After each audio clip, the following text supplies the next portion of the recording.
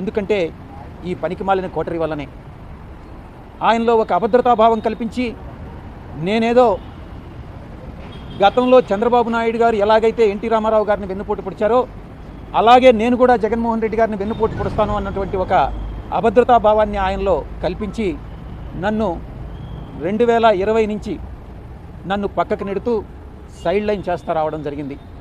దాన్ని నా దురదృష్టం కొద్దీ జగన్మోహన్ రెడ్డి గారు కూడా దాన్ని నమ్మడం జరిగింది. ఇది సత్యం. నేను నమ్మినటువంటి ఆ వెంకటేశ్వర స్వామి సాక్షిగా చెప్తా ఉన్నాను, 2020 నుంచి నేను సైడ్ లైన్ కాబడ్డాను అన్నటువంటి విషయం. ఇదే విషయం నేను చెప్పడం జరిగింది. ఇక లిక్కర్ స్కామ్ జరిగిందా లేదా అన్నటువంటి విషయానికి వస్తే నేను ఒక్కటే చెప్పాను. అప్పట్లో మా అధినాయకుడు జగన్మోహన్ రెడ్డి గారికి తెలిసి అటువంటి స్కామ్ ఏమీ జరిగి ఉండదు.